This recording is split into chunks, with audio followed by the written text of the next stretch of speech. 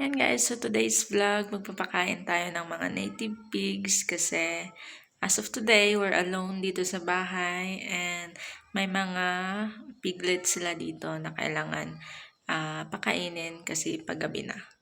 And this is my first time magpakain ng pigs. So, don't judge me because ignorante ako dito. Pero, based sa napanood ko, ito yung gagawin ko at magpapakain tayo ng alagang mga baboy. Yan. Merong inahin at merong mga piglets. So, sila po yung mga papakainin po natin. So, yan. Let's go. Bye!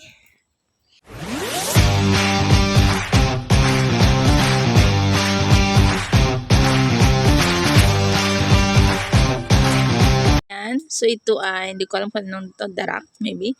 And then, ito yung mga alternative food. I-mix natin. May saging, may gabi, may kamote, gano'n. And meron akong feeds na nilagay. Ayan. Ito ay pakain ko muna sa mga maliliit pa na mga baboy. Ayan. So, meron tayong mga maliliit na baboy. Meron sila dito. And then, papakain ko sa kanila, sa mga baboy po natin. Ayan, so ang gawin ko lang is mix ko. Base lang po to sa aking napanood. Okay, na ginagawa nila. So, mag-isa lang kasi ako dito. So, ayan.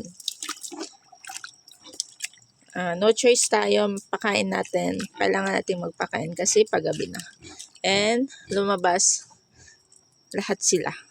Yung iba nasa garden, yung iba may pinuntahan. So, we're alone. And, no choice talaga. Yan, and for today's content, papakain tayo ng mga baboy. Yan guys. Yung mga piglets, papakainin natin 4 dito sa kulungan na to. So, bibigay natin dito yung mga yung pagkain na pinrepare natin.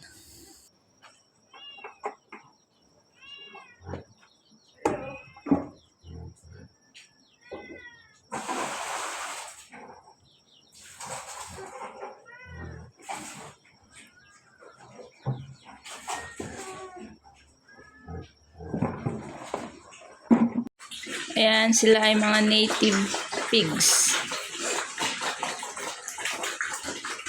Okay, eat lang kayo dyan.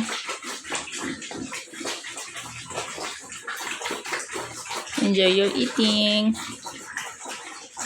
Ayan, gawa ulit tayo para sa mga iba nating mga pigs. Ito ay feeds. And then, lagyan natin ng konting ganito. And then, maglagay din tayo ng mga luto na mga alternative na food like mga gabi, mga pagkain na mga healthy foods, mga greens, ganon.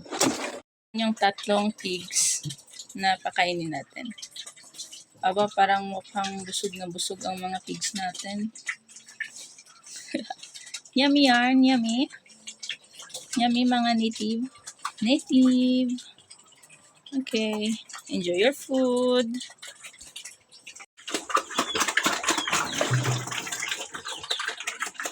Yum, yum, yum, yum, yum, yum.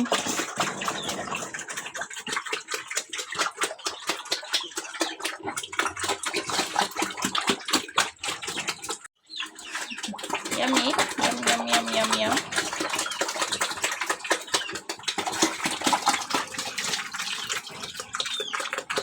Kinanyo? Kinanyo? Oh. Kinain na. Kinain nila, oh. Kinanda iman na. Absog-absog da ya.